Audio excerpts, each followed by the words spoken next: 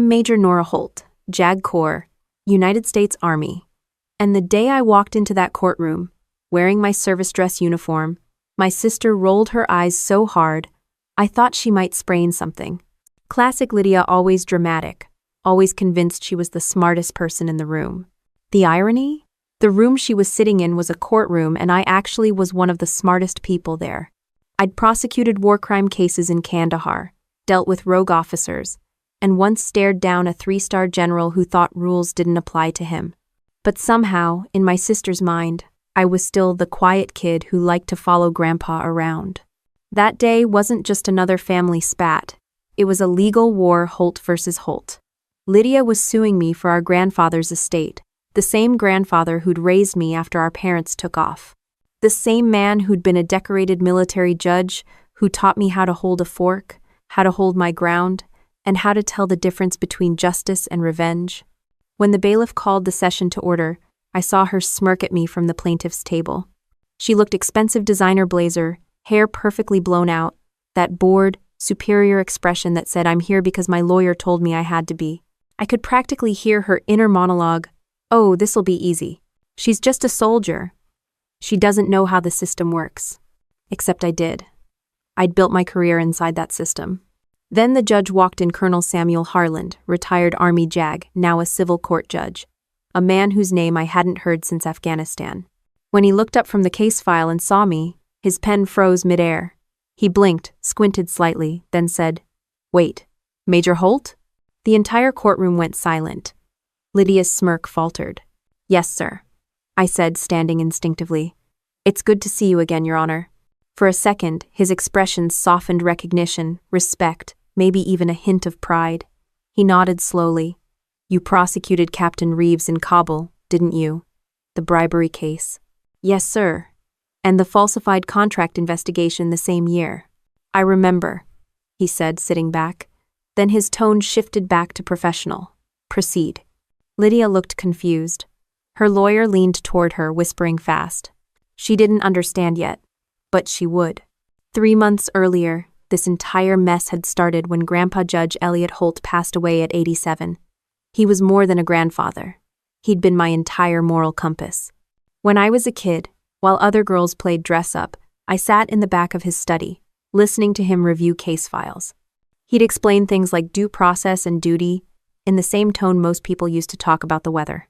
He was a legend in the military justice community, decorated for service during Desert Storm, later presiding over some of the Army's most complex court-martials. To me, he was just Grandpa. Stern but fair, funny in that dry military way, the kind of man who'd ground you for lying but secretly leave your favorite pie in the fridge. When he died, the funeral looked like a Pentagon reunion. Generals, admirals, judges, everyone who mattered showed up. Lydia arrived late, wearing sunglasses like she thought TMZ might be lurking behind the chapel. She left before the reception, after hugging exactly no one. I hadn't seen her in over 10 years, not since our grandmother's funeral. A week later, I sat in the attorney's office for the will reading. I expected Grandpa's watch, maybe his old law books, a few keepsakes. What I didn't expect was everything. The house, his pension savings, the entire Holt family trust, all of it. And then there was the letter. I still remember the first line. "My dearest Nora, you've shown up every day of your life. You've honored our name in uniform, and you've honored your word in every action. I leave you everything because you've earned it not through blood, but through loyalty." It wasn't about money. It was validation. Proof that he'd seen me. But Lydia? She saw dollar signs. 2 weeks later, I got served. My own sister suing me for undue influence. Her claim: I manipulated an elderly man into rewriting his will, which was rich, considering she hadn't seen him more than twice a year in 2 decades. I laughed the first time I read the complaint, thought it was a misunderstanding. Maybe her lawyer was overreaching. Then I saw the signatures, hers and our father's, supporting her claim. That was the part that hit. Not the lawsuit, the betrayal. See, our dad had always been Lydia's biggest cheerleader. He used to say I was too serious for my own good, that I should lighten up and let Lydia handle the social stuff. Translation: she was pretty, I was practical. She got attention, I got expectations. So of course he backed her. It wasn't about justice, it was about control. By the time we got to trial, I'd already accepted one truth. Family court brings out the absolute worst in people who already had bad instincts. Lydia came armed with crocodile tears and an expensive attorney who specialized in emotional manipulation. They were about to find out emotion doesn't win cases, facts do. From the corner of my eye, I saw the clerk adjust his mic. All rise. The sound of chairs scraping echoed as Judge Harland entered. My hand went to the metal bar on my chest out of habit. Old instincts. Military bearing. Stay composed. When he recognized me, that single second of silence told the whole story.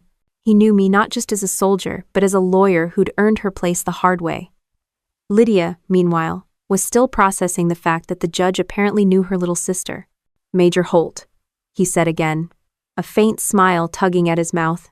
Didn't think I'd see you in this kind of courtroom. Neither did I, sir, I said.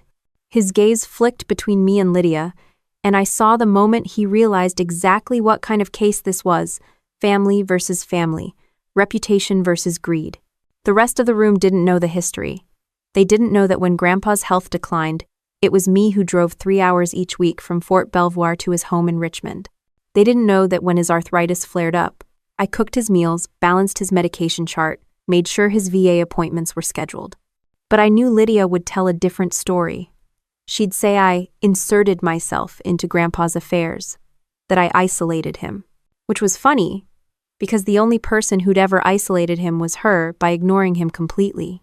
As the judge called the first motion to order, Lydia gave me another one of her smug half-smiles, like she thought she'd already won. I met her eyes and smiled back, the same way I smiled at hostile witnesses before cross-examining them into oblivion. This wasn't going to be easy. Family cases never are. But this time, the law was on my side, and for once in my life, so was karma. The gavel hit the bench with a sharp crack, and the case officially began. The air felt heavy, thick with history, resentment, and the faint smell of Lydia's overpriced perfume. I straightened my uniform jacket and kept my eyes on the judge. Because in that moment, I wasn't just fighting for money, I was fighting for the truth of who really showed up for the man who raised us. And something told me that, before this was over, everyone in that courtroom would know exactly who I was. The second the gavel hit, I felt my pulse steady. Courtrooms always did that to me, something about order, structure, and the silent weight of consequences. But as the session paused for documents to be entered into evidence, my mind wasn't on legal motions. It drifted back to the first time I ever saw a courtroom, not as an officer, but as a little girl clutching my grandfather's hand. I must have been 5. He was in uniform then, black robe hanging heavy on his shoulders, voice calm and commanding. The nameplate read, Colonel Elliot Holt, U.S. Army, Judge Advocate General's Corps. I didn't understand what that meant, but I understood how everyone looked at him with respect. Even at that age, I recognized authority when I saw it. He raised me in Richmond, in an old brick house lined with books that smelled like dust and tobacco. The living room was filled with medals and framed commendations, but what stood out most wasn't the display, it was the order of it. Everything had a purpose, a place. That discipline bled into every part of our lives. Every morning at 6:30 sharp, he'd wake me up with the same words. Discipline isn't punishment, it's preparation. He taught me to make my bed tight enough to bounce a coin, to write thank you notes by hand, to look people in the eye when I spoke. If I rolled mine, I'd get that quiet, disappointed look that said more than yelling ever could. Grandpa wasn't loud. He didn't need to be. When he spoke, people listened. My parents, well, calling them parents is generous. My father, Thomas Holt, was a traveling insurance consultant who treated work trips like extended vacations. My mother, Denise, was a yoga teacher who thought parenting interfered with her personal alignment. They dropped me off at Grandpa's after my 3rd birthday and temporarily moved to Arizona. 29 years later, that temporary status hadn't changed.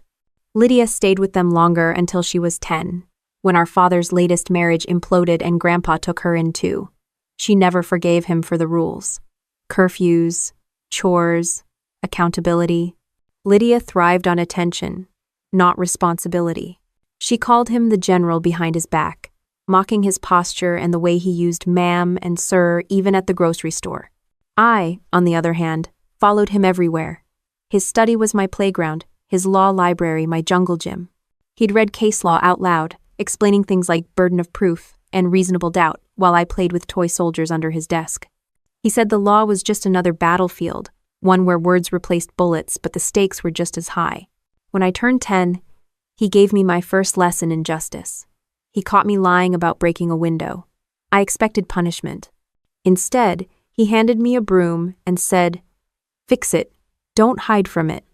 Then he sat beside me as I swept the glass. That night, he told me, "Integrity is doing the right thing when no one's watching. Honor is doing it when everyone's watching." That became the foundation of everything I am. When I was 14, I decided I wanted to join the military. He didn't try to talk me out of it. He just said, "Then you better be twice as good as the men you'll work with, because they'll assume you're half as capable." He didn't say it bitterly, just matter of fact. Reality, not resentment. He trained me for West Point like it was his personal mission. I ran drills, studied military law, learned to shoot straight, think fast, and never show fear. Every failure was met with a simple, unshakable mantra: try again. Now. And then, when Grandma died, everything shifted. It was sudden a heart attack while gardening. I was 16. Lydia didn't even come home for the funeral. Grandpa stood next to me at the gravesite, not shedding a tear. He just whispered, "She deserved more years." Then he gripped my shoulder and said, "So we'll live enough for her." After that, Sundays became sacred. Dinner, no excuses. Even when I left for the academy, I called every week. If I missed a Sunday, he'd leave a message that said, "The mission continues, Major." That's what he started calling me even before I earned the rank. By the time I graduated West Point, he was the only one in the family who bothered to show up. Lydia sent a text. "Proud of you, I guess." That was the last I heard from her for years. The military became my home. The discipline made sense. The structure was comfort. Afghanistan taught me more about humanity than any textbook could. I saw courage, cowardice, sacrifice, all stripped of pretense. I came home scarred but stronger. Grandpa was waiting at the airport, standing straight-backed in a wool coat despite the summer heat. He didn't hug often, but that day he did. He told me he'd never been prouder. Then, when he started slowing down, I did what he'd always done for others. I showed up. I moved back to Virginia between assignments, took temporary duty at Fort Belvoir to be closer. He'd pretend he didn't need help, grumble about me fussing, but secretly, he loved it. We had this routine coffee at 6 a.m. Crossword puzzles, debate the news. He'd quiz me on case law just to keep me sharp. "Remember," he'd say, "the law is a tool. It doesn't protect people. People protect people by using it right." When he retired from the military court system, the press called him the judge who never bent. He hated that title. Said bending wasn't weakness if you bent toward mercy. I didn't realize then that he was trying to prepare me for something, that he knew his time was running out. He left everything in order, every file labeled, every account documented, every note dated. Even the hospice paperwork was typed and notarized.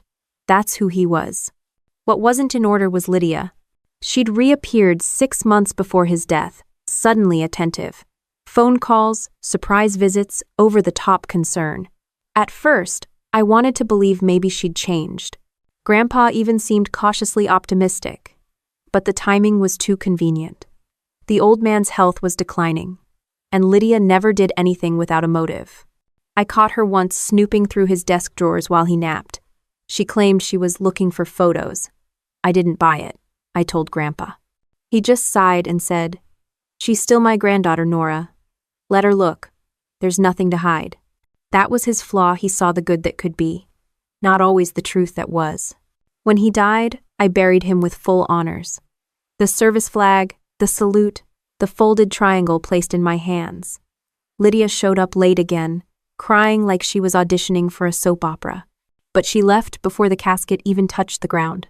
Now, months later, as the courtroom echoed with the shuffle of papers and the hum of the air vent, I stared across at her, my sister, my accuser. She'd spent her whole life running from Grandpa's discipline. and now she was about to find out that every lesson he ever taught me had prepared me for this moment. The bailiff cleared his throat, signaling the next witness call. I sat back, pen in hand, calm as ever. Because while Lydia played victim, I was exactly what Grandpa had raised me to be, ready for battle, and already 2 steps ahead. The echo of the gavel still lingered in my head as I stepped out of the courthouse hallway that evening. The fluorescent lights buzzed, but I barely noticed. My thoughts were miles away back at West Point, the place that had shaped me long before I ever stood in front of a judge.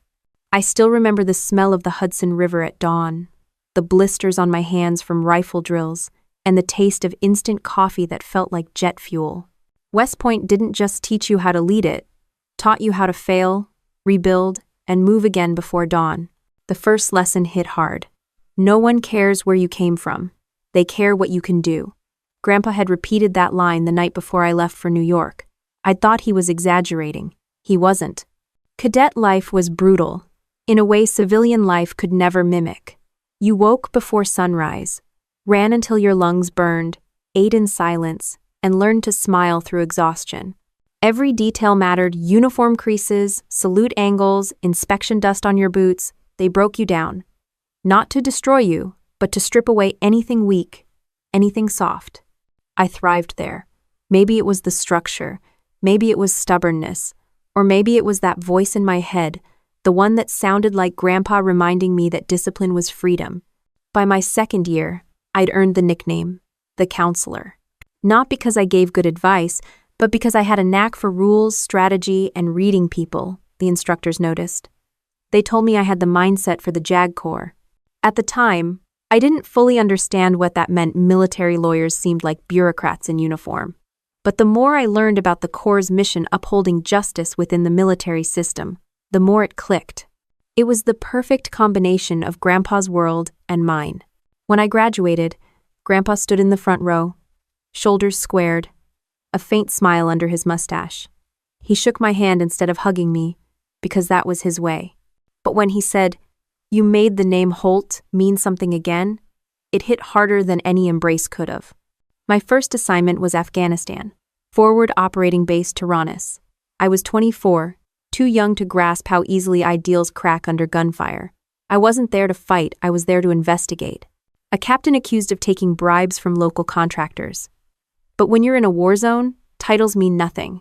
You're either part of the team or a liability. The first time the sirens wailed, I froze. The second time, I hit the dirt before the echo finished.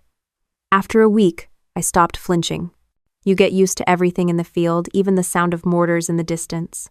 The captain under investigation, Reeves, was charming, good-looking, and corrupt to the core. He thought a smile could buy loyalty. When I confronted him about falsified expense reports, he laughed. "You're just a lawyer," he said. "You don't get how things work out here." I got it perfectly. That arrogance, the same kind Lydia carried into every room. The kind that assumes consequences are for other people. The case took weeks.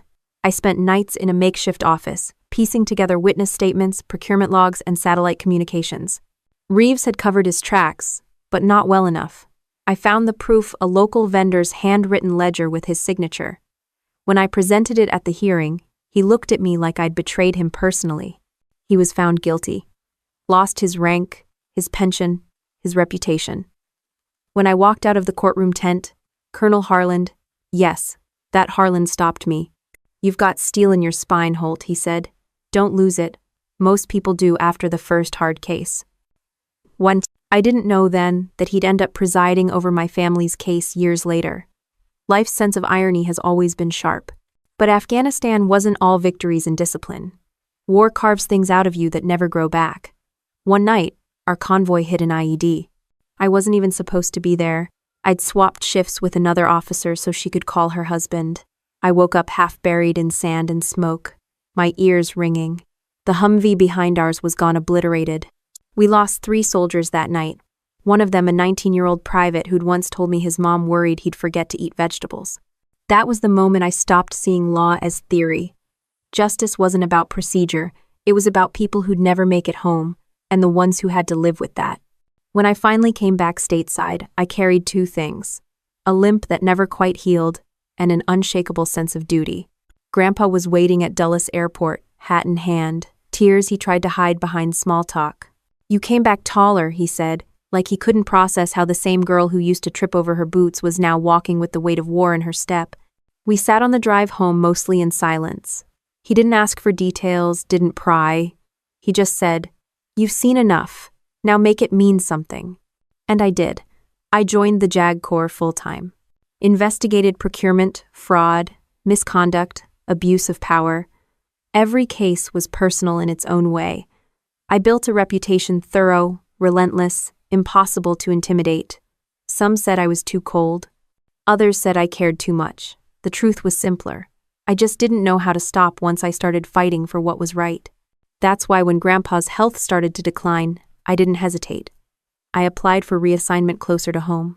He hated hospitals, so I converted the study into a CareSpace oxygen tank by the bookshelf, medical records filed in color-coded folders. He'd joke, "You run this house like a field command," and I'd smile because he wasn't wrong. Every evening we'd sit on the porch, talking about old cases. He'd ask about the Army, about my unit, about the young officers. Sometimes, when he got tired, I'd read aloud from his favorite book of military ethics. He'd listen, eyes closed, and murmur, "Never forget, justice isn't vengeance, but sometimes it looks like it from the outside." When he finally passed, it was quiet, peaceful. His last words to me were the same ones he'd said my first day at West Point. "Hold your ground, Nora. Always." That's what I was doing now, holding my ground. Standing across from a sister who'd turned blood into leverage, who'd trade memory for money without blinking. The courtroom lights flickered back to life as the clerk announced, "Defense, prepare your exhibits." I gathered my files, spine straight, face unreadable.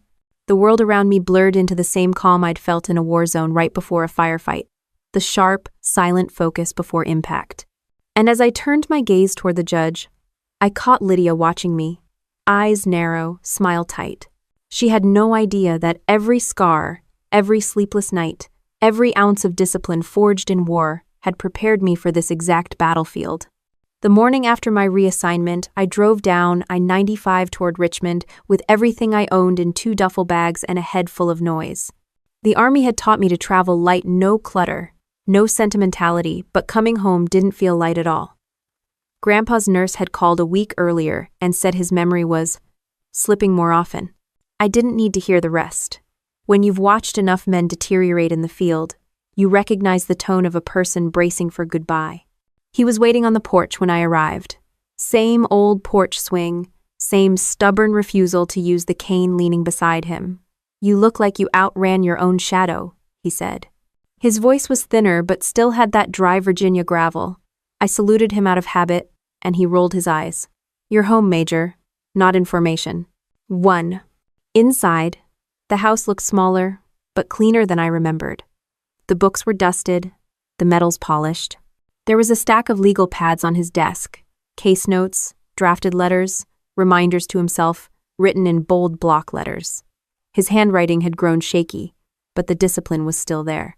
He insisted on making coffee, then forgot to add water. I quietly fixed it while he ranted about the Department of Veterans Affairs losing another file. He wasn't wrong. The man could still spot bureaucratic incompetence from a mile away. By the second week, I'd fallen into a rhythm. Up early, run a mile, cook breakfast, organize his meds. I worked remote legal reviews for the JAG office in D.C., logging in from his dining table surrounded by family photos that hadn't moved in 20 years. He'd nap while I typed, the oxygen machine humming beside him. Some afternoons, we'd sit outside under the oak tree, and he'd tell stories about trials from decades ago, how he'd once sentenced a colonel who tried to bribe his own clerk, how mercy was harder to apply than punishment. Then one evening, Lydia showed up. She didn't call first, just pulled into the driveway in a white SUV that cost more than the house and strutted up the porch steps like she'd built them herself. I hadn't seen her in over a decade. Same bleached hair, same perfume that hit like chemical warfare. "Well," she said, looking me up and down, "the prodigal soldier returns." "Nice to see you too," I said flatly. She hugged Grandpa, called him Pop, and cried just long enough to look sincere. Then she handed me a grocery bag of gifts, vitamin supplements, and some organic tea that supposedly boosted brain clarity. I checked the expiration dates. 2 years old. During dinner, she talked nonstop about her business, some real estate staging company she'd started. She bragged about clients, about a trip to Cabo, about how emotionally draining success could be. Grandpa listened politely, smiling in that patient way he used to reserve for bad witnesses. After she left, he leaned back in his chair and said, "She's not here for me, Nora. She's here for closure." I didn't answer. We both knew what he meant. Over the next few months, his health declined. He'd forget names, lose his train of thought mid-sentence. Sometimes he'd call me Ellen, my grandmother's name, and then immediately apologize. But he never forgot discipline. He'd insist on shaving every morning, polishing his shoes even when he barely had the strength to tie them. When the VA nurse suggested hospice, he refused. "I'm not dying," he said. "I'm transitioning command." I handled everything: doctors, paperwork, bills. Lydia called once a month, always during dinner, always to ask, "How's he doing?" in that tone that really meant, "Is he gone yet?" One night, while I was organizing his files, I found an envelope addressed to Executor, Estate of Elliot Holt. It was sealed and notarized. He'd already planned everything: the property, the accounts, the scholarship fund. I placed it back exactly where I found it. Some things you don't open early. The last good day came in late October. We sat outside watching the sunset burn through the trees. He asked about my cases, my unit, the new officers. Then, out of nowhere, he said, "Promise me you'll keep the name clean." "I will," I said. He nodded, satisfied, and said quietly, "Then I can rest." The next morning, he didn't wake up. The house felt too still. Even the oxygen machine seemed to pause.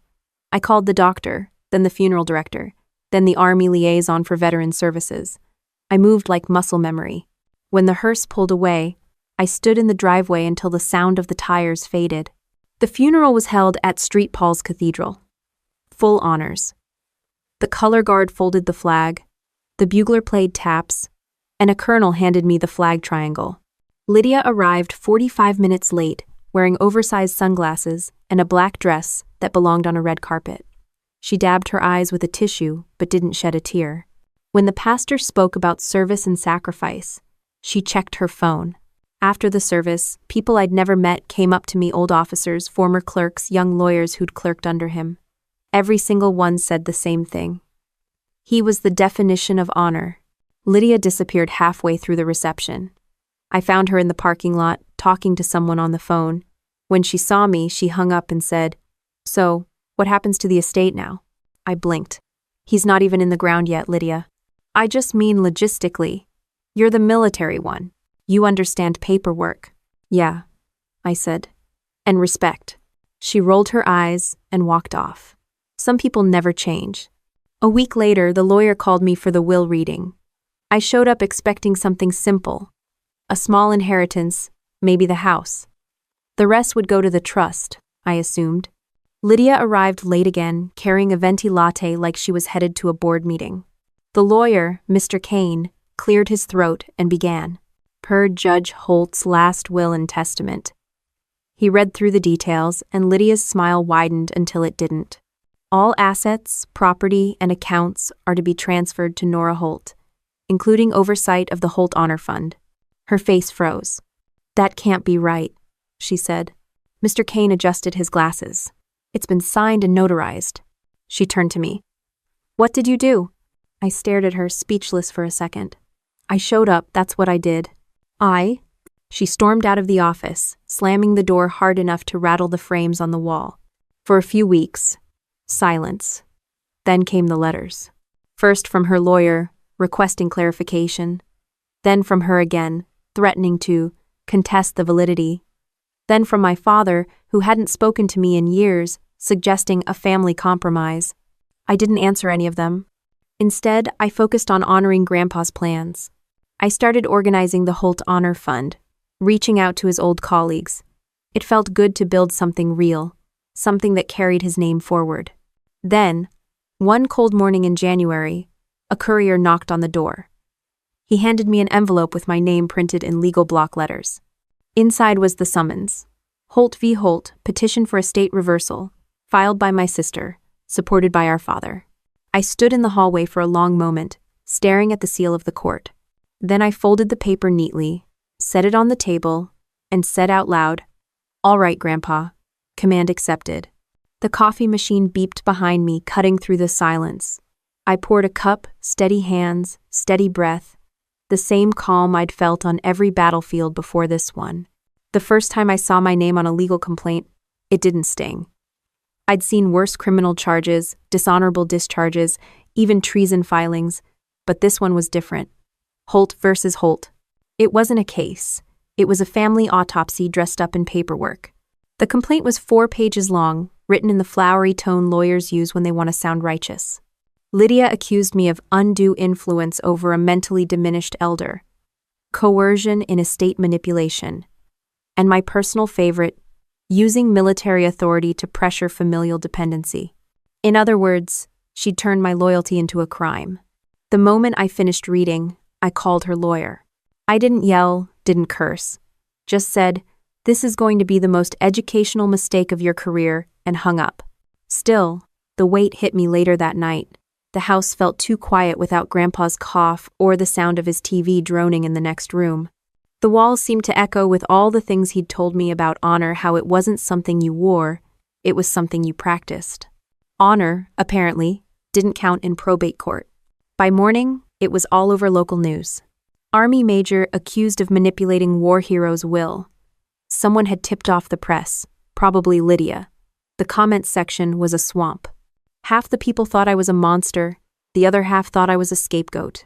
Either way, they all had an opinion. I reported the lawsuit to my CO at Fort Belvoir. Regulations required disclosure of any civil case involving personal misconduct. He didn't say much, just looked disappointed. "You'll be placed on administrative review," he said. "Standard procedure." "Understood, sir." Translation: I was benched. No new assignments, no court appearances, no investigations until my situation was resolved. When I got home, my desk phone was already blinking.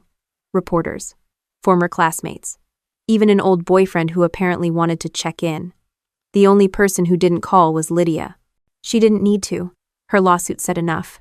I hired Dean Lawson, retired Navy JAG, sharp as a scalpel, no patience for theatrics. When he came to the house, he didn't comment on the photos or the flags. He just asked for coffee and said, "Your sister's lawyer's good, but he's overplaying. He's trying to win sympathy, not facts." "She'll milk the poor emotional daughter angle," I said. Dean nodded. "And you'll come off as the stoic soldier who doesn't feel anything, which the jury will misinterpret as guilt." "Perfect." He grinned. "Don't worry, we'll fix that." End of chapter. For the next few weeks, my life became a cycle of depositions, affidavits, and media spin. Every detail of my relationship with Grandpa was scrutinized when I visited. What we talked about, whether he was lucid, when he signed the will. Lydia's lawyers called witnesses, a housekeeper who'd worked 2 weeks, a neighbor who remembered him repeating himself, and a hospice nurse who claimed I was controlling. They painted me as a manipulative career woman who saw an opportunity and took it. Meanwhile, I kept my mouth shut. Let them talk. Truth doesn't need a megaphone, it just needs oxygen. The Army's Ethics Committee opened an internal review. I sat through 6 hours of questioning by 3 officers, all polite, all skeptical. Major Holt, one of them asked, "Did you ever use your military resources or influence to affect your grandfather's estate?" "No, sir," I said evenly. "But I did use them to drive him to his doctor's appointments, fix his Wi-Fi, and make sure his prescription refills arrived on time." One of them smirked. The other 2 didn't. The next day, the story escalated. Some blogger found a photo of me in uniform at Grandpa's funeral and captioned it, "Power play or tribute?" They dissected everything from the medals on my chest to the fact that I didn't cry in public. Apparently, stoicism was now evidence of guilt. Dean called that night. "Don't read the comments." "I haven't," I lied. He sighed. "You've got one advantage they don't see coming." "What's that?" "You're not playing for pity." That week, I started noticing things in Lydia's filings that didn't add up. Statements about Grandpa's finances that didn't match the records I'd kept. References to a family agreement I'd never heard of. I mentioned it to Dean, and his eyes narrowed. If they fabricated documents, this gets criminal fast. Let's dig. How would sure? We subpoenaed bank statements, old emails, medical records. Slowly, the pattern emerged. Lydia had been withdrawing cash from one of Grandpa's smaller accounts during her visits. Always small amounts, spaced just right to avoid attention. She'd called them errands. When I confronted her over text, she didn't deny it. She just sent, "You'll regret this. Grandpa isn't here to protect you anymore." I didn't reply. Some wars you don't fight in text messages. A few days later, the Army Ethics Committee sent a letter. Pending outcome of civil litigation, no disciplinary action will be taken. It wasn't vindication, but it was something. Dean kept pushing. He filed motions, interviewed witnesses, dismantled their timelines one by one. Every time Lydia's side tried to paint her as the devoted daughter, the evidence made her look more like a stranger. Still, the emotional damage was real. Grandpa's old friends started calling less. Neighbors avoided eye contact. Reputation spread slower than rumor, and I was losing the race. One morning, I was out for a run when a reporter ambushed me by the trail. "Major Holt, did you manipulate your grandfather's will?" I stopped, looked him straight in the eye, and said, "I don't manipulate people. I just don't let them manipulate me." Then I kept running. That quote ended up on every website the next day. Dean called it PR gold. I called it Tuesday. Weeks turned into months. The stress started showing: less sleep, more coffee, fewer laughs. Dean told me to take a day off. I cleaned the garage instead. That's when I found Grandpa's old briefcase, tucked behind a stack of boxes. Inside were handwritten letters, receipts, and a sealed envelope marked, "For Nora." I didn't open it, not because I was afraid of what was inside, but because I already knew what he'd say. "Hold your ground." That evening, Dean called. We got a break. There's an anonymous submission sent to my office USB drive with video footage. It's from the assisted living center where your grandfather stayed before hospice. "What's on it?" He hesitated. "Haven't watched it all yet, but it looks important." I exhaled slowly. "You think it's credible?" "I think it's exactly what we needed," he said. "And if it's real, Lydia's about to learn what real exposure feels like." End quote. That night, I sat on the porch with a glass of bourbon, the same spot where Grandpa used to read the paper. The stars were sharp, the kind of clear that only happens in winter air. Somewhere between the silence and the hum of the streetlights, I realized something: this wasn't just about inheritance anymore. It was about proof. About whose version of truth would outlast the noise. And if there's one thing the Army taught me, it's that noise doesn't win battles. Discipline does. The first sound I heard that morning was the click of my front gate. I looked out the window and saw a man in a suit walking toward the porch, holding a leather folder. That calm, bureaucratic walk always means trouble. Sure enough, he handed me an envelope stamped with a gold seal. United States Army, Office of the Inspector General. Inside was the notice. Subject to inquiry under Article 133, Conduct Unbecoming an Officer. I stared at it for a full minute, the words not even sinking in. Lydia hadn't just filed a civil suit, she'd filed a complaint through the Department of Defense, claiming I abused my authority to influence an elderly veteran's will. That move was smart. Malicious, but smart. Dean showed up an hour later. "She's trying to box you in," he said, flipping through the document. "Civil court ruins your reputation. Military court ruins your career. Double strike." "Guess she learned strategy after all," I muttered. He gave me a look. "You realize this means you're fighting on two fronts now, right?" "I've fought on worse terrain." That night, I drove to Fort Belvoir for the preliminary review. A board of 3 officers sat behind a long table, expressionless, as if they'd all been programmed to frown at the same angle. I'd worn my service uniform out of respect, but I could tell from the glances that the optics weren't in my favor. Major Sinclair, the chair, started reading from a script. "Major Holt, the department has received allegations that you exerted improper influence on a senior citizen, resulting in personal financial gain. These claims, while under civil review, raise potential concerns under Article 133. "Understood, sir," I said, keeping my tone level. He glanced at me over his glasses. "Do you deny the allegations?" "I deny that I've ever used my uniform for anything other than service." The room went quiet for a second. Then he nodded. We'll continue this inquiry concurrently with the civilian proceedings. Concurrent. That meant they'd both drag me through the mud at the same time. Dean met me outside the building, leaning against his car with a coffee. How bad? He asked. Not terrible yet, I said. They're still pretending it's a routine review. He smirked. Pretending's their favorite game. The next few weeks turned into a blur of back and forths. Civil depositions by day, military interviews by night. My life reduced to transcripts and signatures. Reporters camped outside the gate. A local talk show even ran a segment called When Heroes Go Too Far. The host smiled sympathetically while tearing my reputation to shreds. Lydia, of course, loved the attention. Her Instagram turned into a PR campaign, sad selfies, long captions about losing trust and grieving manipulation. She even did a podcast interview, talking about how some people hide behind uniforms to cover their cruelty. Dean called me after hearing it. She's playing victim perfectly, he said. I don't care, I told him. You should. Jurors do. He wasn't wrong.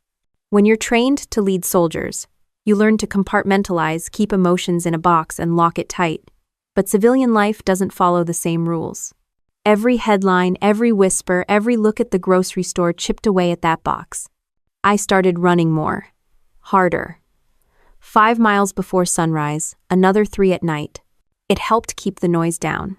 The rhythm of my boots on pavement was the only thing that still made sense. Then, out of nowhere, the Inspector General's office requested access to my service history, commendations, investigations, deployments. I knew what that meant. They were digging for anything to question my integrity. Dean wasn't surprised. They'll try to connect dots that don't exist. You're the story now. A decorated officer with a scandal sells better than a grieving granddaughter. End quote. Let them dig, I said. There's nothing to find. He grinned. That's what they all say before the paperwork avalanche. He wasn't wrong about that either. Within days, they sent requests for every case I'd handled in Afghanistan, including the Reeves bribery trial, the one that had made headlines years ago. They wanted to know if I'd ever accepted favors or benefits from witnesses. I laughed when I read it. The only benefit I ever got was food poisoning from a bad MRE. Still, the pressure built. Even my own command started keeping me at arm's length. Optics, they called it. That word became my least favorite in the English language. One afternoon, during yet another review session, an officer leaned across the table and asked, Major Holt, do you understand that the perception of misconduct can be as damaging as the misconduct itself? I met his eyes. With respect, sir, I'm not responsible for other people's perceptions. I'm responsible for the truth. He didn't reply. The next day, a storm rolled in over Virginia, the kind that turns the sky into gunmetal and makes the air smell like electricity. Dean came by the house with a laptop. You need to see this, he said. He plugged in the USB drive, the anonymous one from the assisted living center. The video loaded, grainy footage, dated 6 months before Grandpa's death. The camera showed his study, the one with the big oak desk and the flag display. Lydia was there, sitting across from him, pen in hand. He looked tired, confused. She smiled, that fake sweetness I knew too well. Just sign here, Pop, she said. It's just paperwork for your scholarship fund. He hesitated. Does Nora know? Her tone sharpened. You don't need to bother her with every little thing. Then she guided his hand across the page. The signature was shaky, forced. Dean paused the video. This is forgery.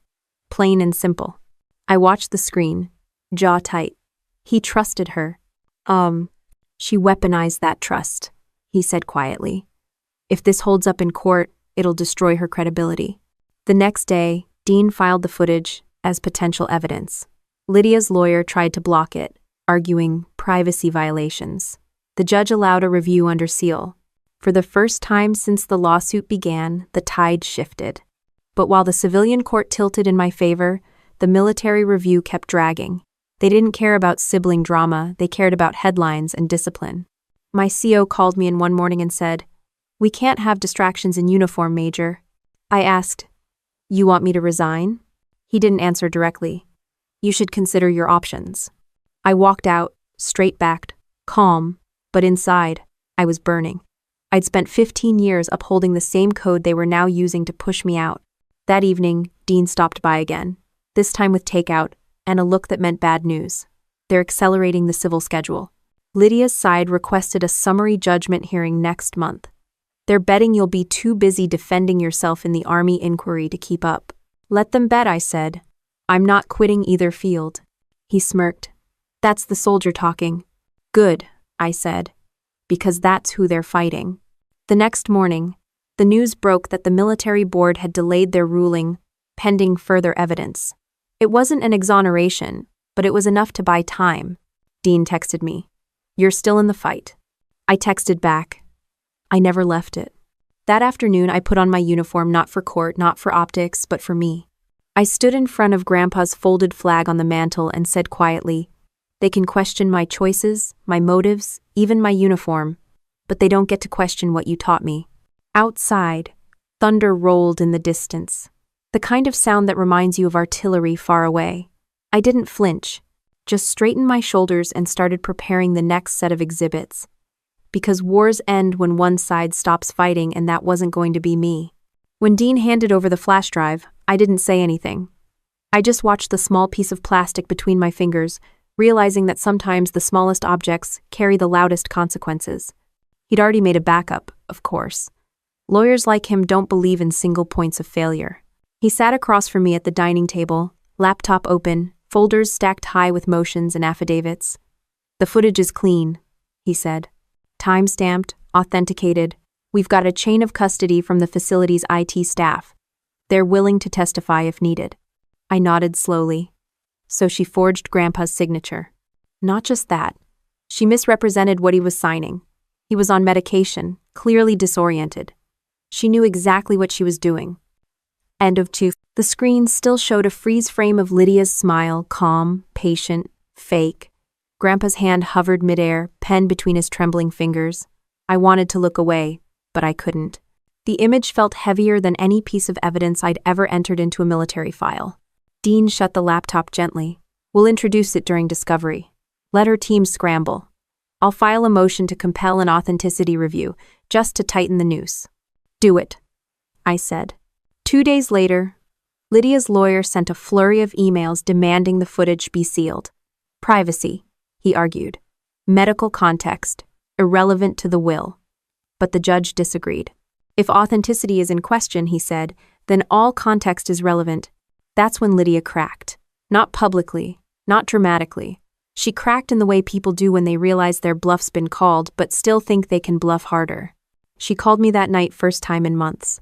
Why are you doing this, Nora? She asked, her voice calm but tight. I'm defending myself, I said. You're humiliating the family. I laughed once, sharp. You sued the family. I'm just cleaning up the mess. She went quiet for a second. He always favored you, she said, even when we were kids. He made me feel small every time you walked into the room. That wasn't him, Lydia. That was you. Her voice shook. You don't get it. You had him. You had the army. You had everything. All I ever wanted was something left for me. You had the same chances, I said. You just didn't want to earn them. The line clicked dead. The next morning, her lawyer withdrew one of their filings, the motion claiming Grandpa was incoherent during the will signing. Dean smirked when he saw it. She's cornered. Now she's trying to minimize damage. But cornered animals don't stop biting. 2 nights later, someone leaked the existence of the video to the press. The story hit every local outlet by sunrise. Exclusive. New footage may prove elder abuse in Holt family case. Of course, they left out the part where the abuser was the plaintiff. Reporters swarmed the courthouse. Lydia released a statement through her publicist claiming context manipulation and false editing. She even accused me of hacking into medical records. Dean just laughed. That's desperation. If she had any real defense, she wouldn't be doing press. But while the headlines worked in our favor, the noise from the military inquiry grew louder. The Inspector General's office now wanted to know if I'd been in possession of sensitive or unauthorized recordings. I couldn't help it. I actually laughed when I read the memo. They think I planted the camera in an assisted living facility? Dean didn't laugh. They don't think. They investigate. That's what they do. It's not about guilt, it's about optics again. He was right. So I sat for another interview. Another panel. Another round of questions that all started with, "Major Holt, would you say your personal conduct?" This time, though, I noticed something different. The tone had shifted. The officers weren't skeptical, they were cautious. The video had circulated privately among the review board. Word travels fast in government circles. By the time the next hearing rolled around, you could feel it. The pressure had turned. Courtrooms have a rhythm. You learn to sense when the tide changes. When Dean walked into that hearing, he carried himself like a man who knew the next 10 moves in a chess game that hadn't even started.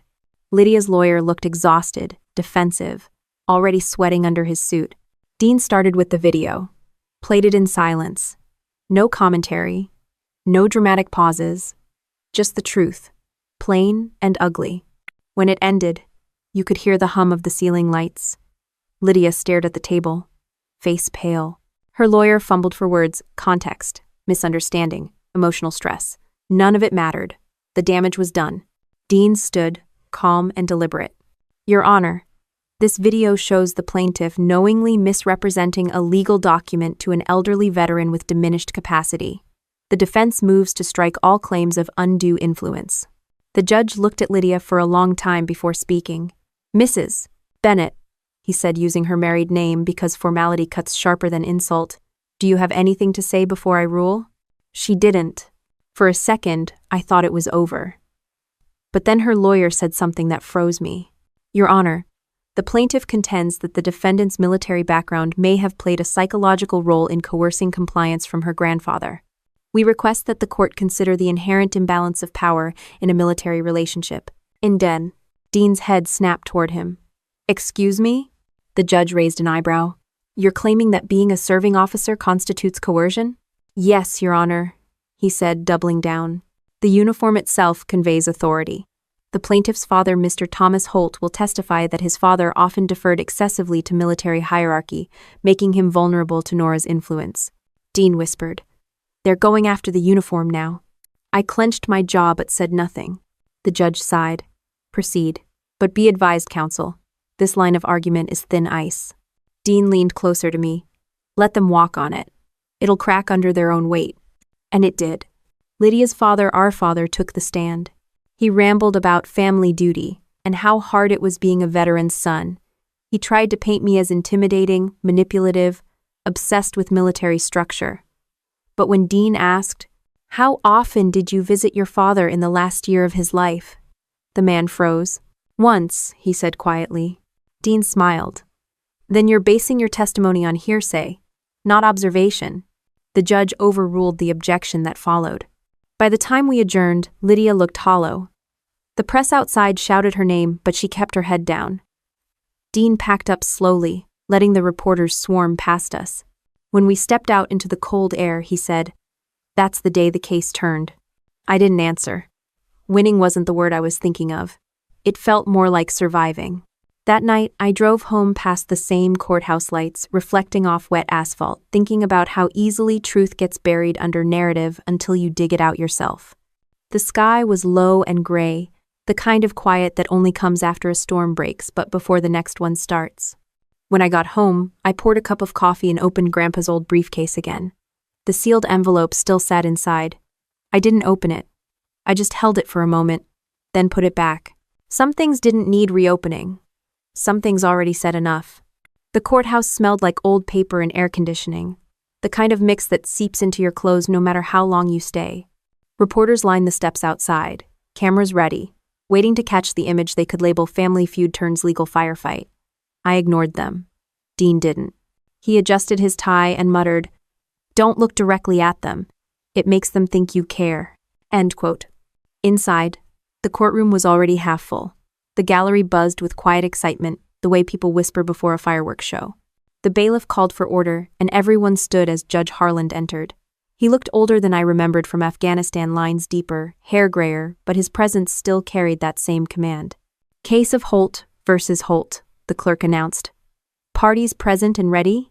Dean stood. "Defense ready, Your Honor." Lydia's lawyer, Mr. Crane, followed. "Plaintiff ready." The judge nodded. "Proceed." Crane started his opening with what he thought was empathy. "This is not about greed, Your Honor. This is about betrayal. A young woman exploited the love of a confused old man. Dean didn't even glance up from his notes. I'd seen that face before, the one he made right before dismantling someone's argument piece by piece. Crane kept talking, painting Lydia as the estranged daughter trying to reclaim justice. He described me as cold, calculating, emotionally unavailable. In his world, logic was cruelty and loyalty was manipulation. When it was our turn, Dean stood, buttoned his jacket, and said simply, "This isn't a case about betrayal, it's a case about who actually showed up." He didn't raise his voice. He didn't need to. The words landed like a gavel strike. He laid out the timeline: my visits, my care for Grandpa, the consistent records of his mental evaluations, the documented financial transactions Lydia made without his consent.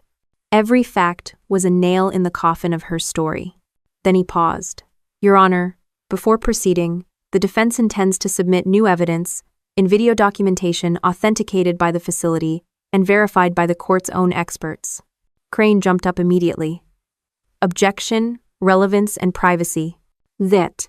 Harlan raised a hand. "Overruled. Continue." Dean nodded toward the clerk. The lights dimmed. The video played. The room went silent. The screen showed Lydia in that small study, smiling as she slid papers toward Grandpa. Her tone was syrup-sweet, words precise. "Just sign here, Pop. It's for the scholarship." His hands shook. Her patience thinned. "Don't overthink it. You trust me, don't you?" The clip ended with her folding the document neatly, smiling at the camera, unaware it existed. No one moved. No one breathed. The only sound was the faint hum of the projector. Dean closed his folder. "The defense rests its case on Exhibit 12, Your Honor." Lydia's face drained of color. Her lawyer whispered furiously, but she stared straight ahead, jaw clenched. The judge leaned back, his voice low but clear. "Mrs. Bennett, is this you in the footage?" Her lips parted. "It's taken out of context." He tilted his head. "Then perhaps you can explain the context of deceiving your father into signing legal documents under false pretenses?" She looked down. The silence said more than she ever could. Dean sat, his expression unreadable. I stayed still, hands folded on the table, military bearing, control. But under the surface, I felt something I hadn't let myself feel in months: vindication. Not triumph, not revenge. Just the quiet relief of truth doing its job. The judge called a brief recess. Reporters rushed out. Dean exhaled, leaning back in his chair. "Well," he said, "that went better than I expected." "Don't jinx it," I told him. "Please." At this point, she could confess to tax fraud and it wouldn't make it worse. He wasn't wrong. When we reconvened, Crane tried to pivot. He claimed Lydia was emotionally distressed, that she'd acted under pressure, that grief makes people do strange things. The desperation bled through every sentence. Harland wasn't buying it. Then came the moment that sealed it. Dean called the facility administrator to testify. She was a no-nonsense woman in her 60s who'd seen more family feuds than Thanksgiving dinner tables. She confirmed the video's origin, the timing, and that the file came from a motion-activated security camera installed for liability purposes after another resident's complaint. "Was the defendant aware of this recording?" Dean asked. "She was not," the woman replied. "But we keep signage at all entrances, notifying all visitors of monitored areas. So the plaintiff had every reason to know she might be recorded?" "Yes, sir." Dean turned toward the bench. No further questions. Crane didn't even cross-examine me. Harland rubbed his temples and sighed. "This court will recess for final review. Counsel, I'll issue judgment once I've reviewed the complete record." The bailiff called adjournment. Everyone stood. Lydia didn't look at me as she left. For the first time, she looked small, like a kid caught sneaking out past curfew. Outside, the air was crisp. Reporters shouted my name. Flashbulbs flared. I ignored them. Dean muttered, "You might want to get used to that." "I don't plan to," I said. We walked toward the parking lot, our steps echoing off the concrete. "You realize," Dean said, "this might make you a poster child for military discipline meets family drama." I didn't ask for that title. Mine. "No one does," he said, "but it fits." When I got home that night, I took off my uniform jacket and hung it by the door. The house was quiet again. On the mantel, the folded flag caught the light from the lamp. I poured a glass of water and stared at it. You were right, I said softly. Justice isn't revenge, but it sure feels good to watch it work. I didn't know what the judge's final words would be, and honestly, it didn't matter anymore. The truth had already done what it needed to. The next morning, I woke up to sunlight creeping through the blinds and the sound of my phone vibrating on the table. It was Dean. You might want to sit down, he said. I'm already sitting. He paused. Harland issued the ruling early. I didn't breathe. He continued, voice steady. He sided with us. Full dismissal of all claims. He declared the will valid and sanctioned her for perjury. For a second, all I heard was static, the faint hum of relief wrapped in disbelief. Dean kept talking about paperwork and settlements, but I barely heard him. I just looked toward the folded flag again, thinking about every lesson, every word, every moment that had led here. Then, almost without realizing it, I smiled. Not because it was over, but because it had finally made sense what Grandpa meant when he said, "Hold your ground." Outside, the wind rattled the window, carrying the faint smell of rain. I stood, poured another cup of coffee, and started sorting the next stack of files. There was always more to do. The courthouse was nearly empty when we walked out. The crowd had thinned, the cameras gone. For the first time in months, I could hear my own footsteps on the marble floor. Dean carried the case file under one arm like a trophy he refused to show off. You know, he said, most clients cry when they win. I smirked. Most clients didn't spend 15 years in the army. Oh, fair point, he said. Still, you should at least pretend to celebrate. I'll celebrate when the paperwork's done. Spoken like a true officer. Outside, the sky was overcast. That kind of gray that makes everything look sterile. The courthouse flag flapped lazily in the wind. A few reporters loitered near the steps, hoping for a quote, but Dean waved them off. He hated cameras almost as much as I did. The ruling had been short and surgical. The judge declared the will valid, the evidence conclusive, and Lydia's actions deceptive and malicious. He ordered her to pay my legal fees and referred her to the district attorney for potential fraud charges. But it wasn't about the money. It was about something heavier. Harland's closing statement stayed with me. Honor isn't inherited. It's earned, case by case, action by action. That line felt like something Grandpa himself would have written. When we reached the bottom of the courthouse steps, Dean turned to me. You're clear, Nora. The civil case is over. The Army's inquiry will follow suit once they see the ruling. It's done. Nothing's done, I said. Not yet. He looked at me, studying my face. You don't know how to stop fighting, do you? I thought about it for a second. I'm not sure I'd recognize myself if I did. I drove home in silence, no radio, no phone calls. Just the sound of the tires and the hum of my own thoughts. The house came into view, small, tidy, exactly as Grandpa had left it. The oak tree out front had started shedding leaves early that year, scattering them across the walkway like confetti after a long battle. Inside, everything was still. His chair, his books, the folded flag on the mantel. I poured myself a cup of coffee, sat at the kitchen table, and read the ruling one more time. It wasn't about winning, it was about clarity. Every accusation, every whisper, every doubt had been stripped away.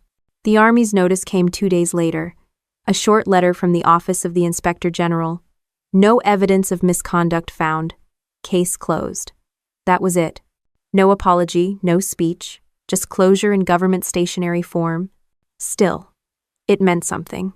I put on my uniform that morning, the same one I'd worn in the courtroom. Pressed, perfect, regulation sharp. Standing in front of the mirror, I saw the reflection of a woman who had survived 2 wars, one overseas, one in her own family, and somehow came out still standing. The following week, Fort Belvoir reinstated me. The colonel called me into his office, expression neutral, but voice softer than usual. Major Holt, he said, welcome back. I trust you're ready to get back to work. Always, sir. He nodded. For what it's worth, I read the court decision. The Army needs officers like you, ones who don't flinch when things get ugly. Thank you, sir. And Holt, he added as I turned to leave, try not to make a habit of taking your battles to federal court. I smiled faintly. No promises. Back at my office, my team greeted me with cautious smiles, the kind people give when they're not sure what's appropriate. The first sergeant, a gruff old Marine named Ellis, dropped a folder on my desk. "Welcome back, ma'am. You missed the fun. 3 fraud cases, 2 misconducts, and a colonel who thinks regulations don't apply to him." "Perfect," I said. "Let's ruin his week." Work came naturally again. The rhythm, the rules, the clarity, all of it felt like breathing after being underwater too long. There's a comfort in order, even when life outside the gates is chaos. That night, I walked the perimeter of the base like I used to. Quiet, steady steps, cool air against my face. The sky was clear, the stars sharp and deliberate, the way they only look when you're far enough from city lights. I thought about Grandpa, about how he used to say, "Justice doesn't always roar, Nora. Sometimes it just stands quietly and waits for people to notice." He was right. A week later, Dean called. "You planning to sue her back?" "No," I said. He sounded almost disappointed. "You'd win."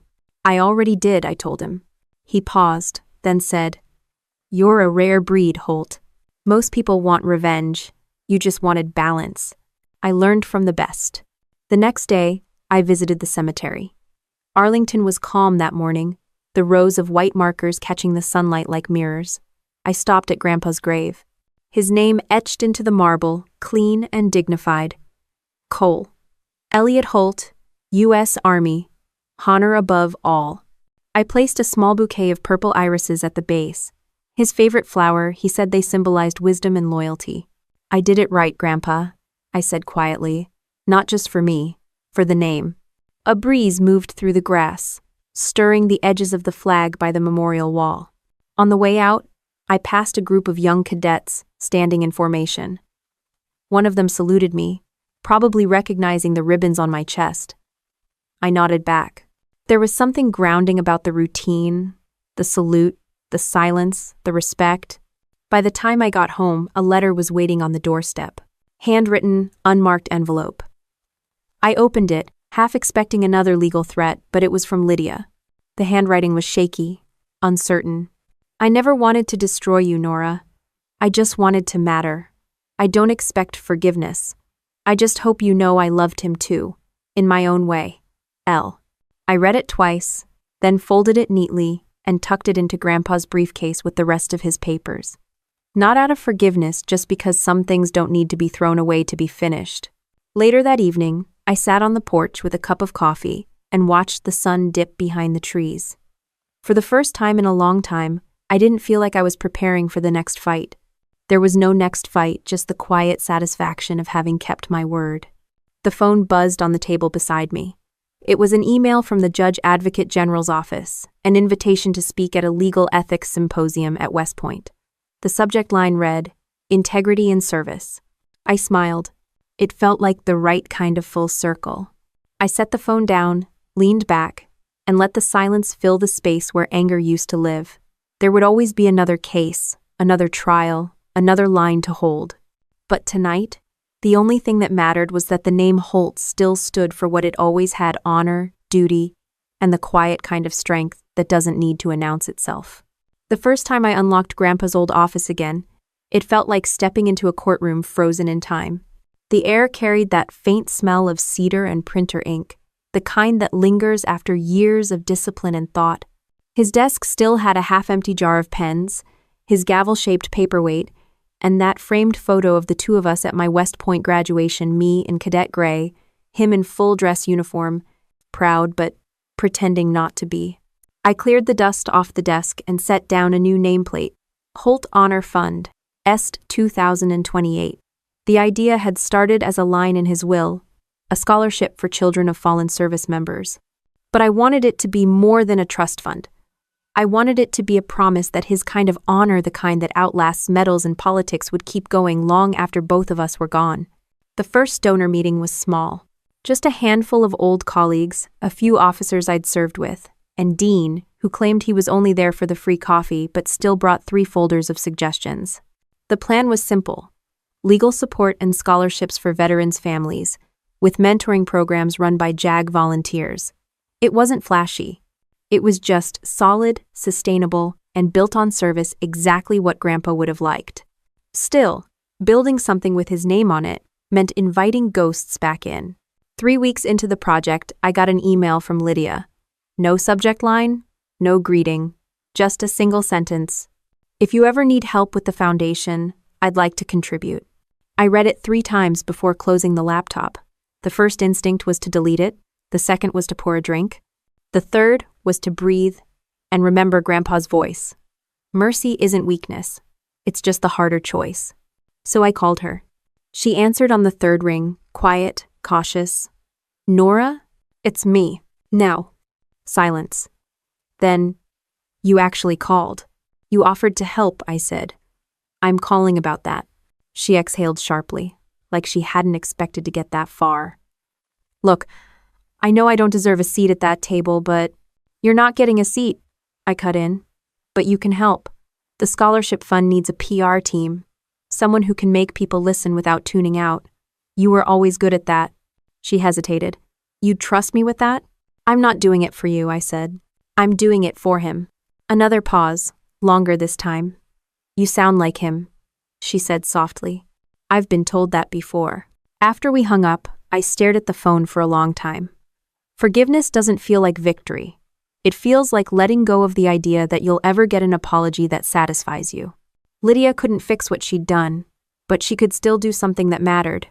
And maybe that was enough. Over the next few months, the foundation took shape. We hosted workshops at Fort Belvoir, partnered with a few veteran organizations, and even got a segment on local TV. Lydia handled the outreach, and to my surprise, she was good professional, humble, even genuine. We didn't talk about the past. We didn't have to. Some conversations do better in silence. Dean joked that we were the strangest redemption arc he'd ever seen. He'd stop by sometimes, check the books, make sure I wasn't overworking myself. You've done it, he said one afternoon. You've turned a courtroom disaster into a legacy project. You realize that, right? He shrugged. I didn't do it alone. He smiled. No, but you were the one who showed up.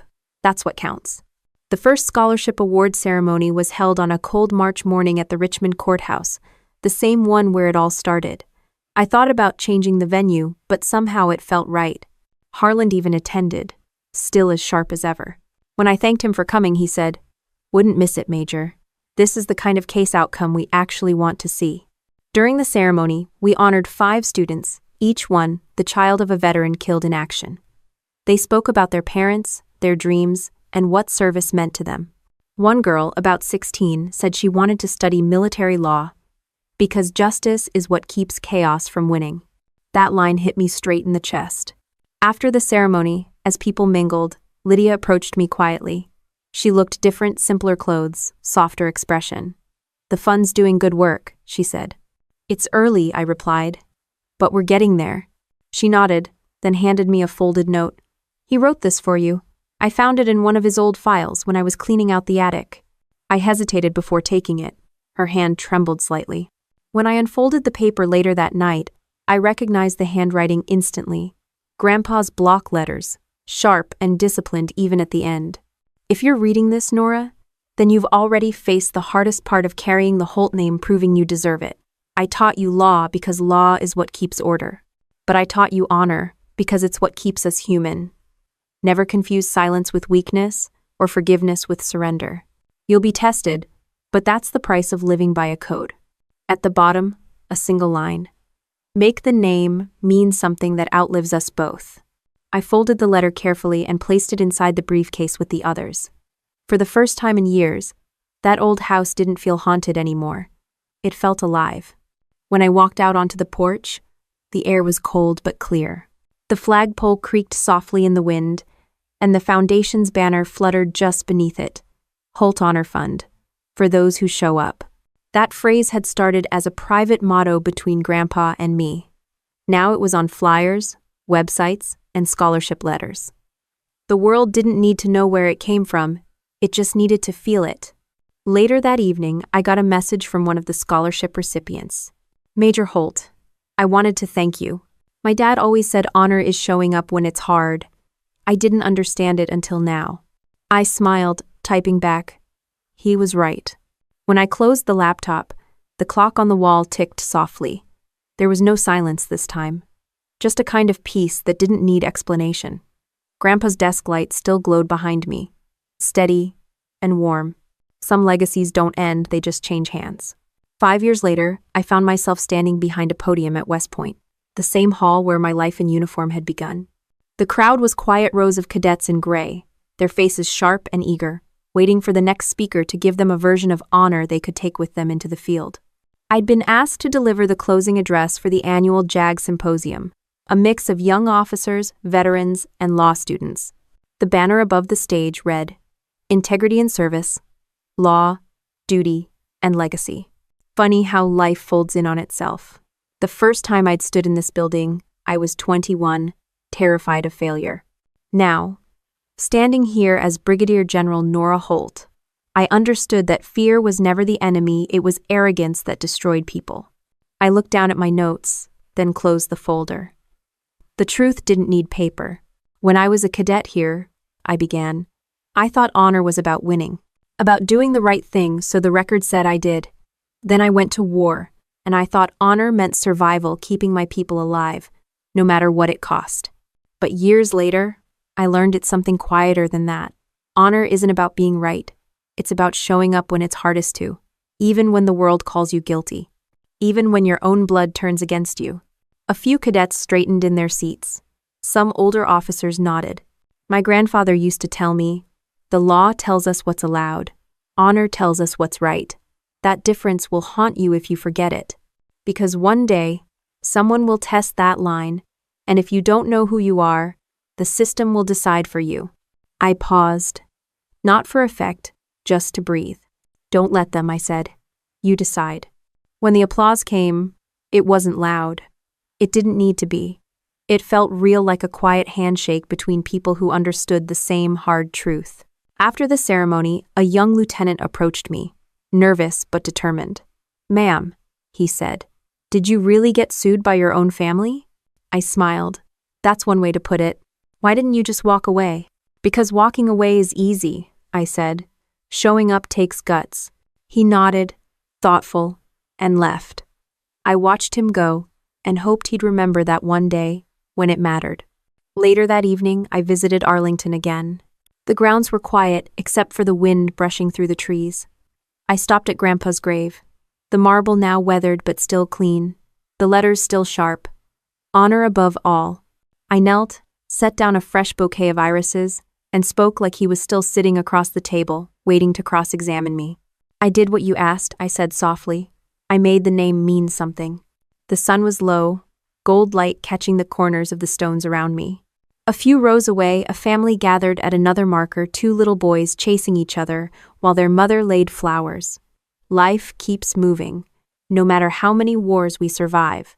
When I stood to leave, I felt a calm I hadn't known in years. Forgiveness, I realized, isn't a moment. It's a decision you keep making every day, especially when the past knocks on your door again. As I reached the parking lot, my phone buzzed. A text from Lydia. The Holt Fund got approved for federal matching. You'd have hated the meetings, but we did it. I smiled. There was no bitterness left in the words. Just pride, earned the long way. That night, back in my house, I sat at the same desk that once belonged to Grandpa. The flag still hung above it, framed and folded. I opened the briefcase one last time, not to read the letters, but to add something new, a copy of the Foundation's first annual report. The front page carried our motto, "For those who show up." I slid it under his last note and closed the case gently.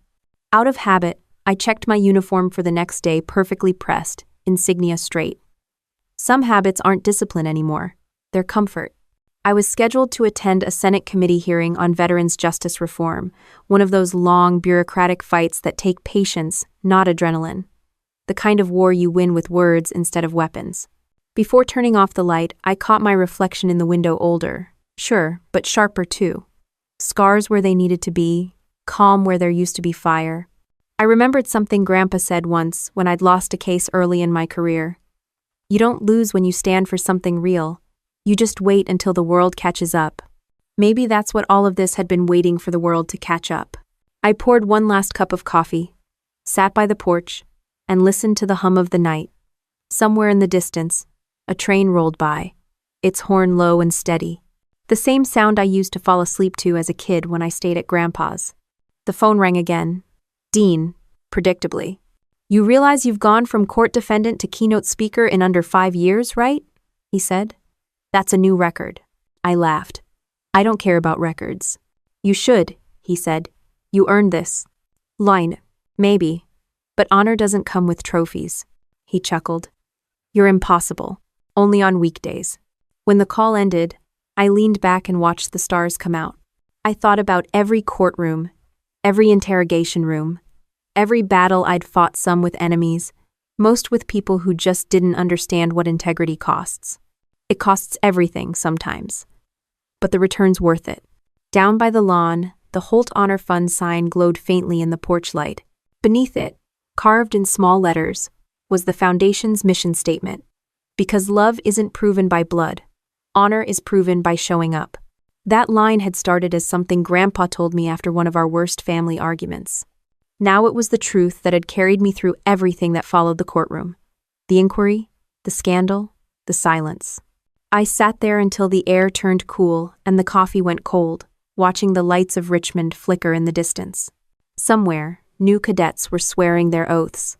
Somewhere, a soldier's kid was reading their scholarship letter. Somewhere, Lydia was still working, maybe finally learning what real purpose felt like. And for the first time in a long time, I felt no unfinished business. No ghosts left to chase, no revenge left to want, just peace.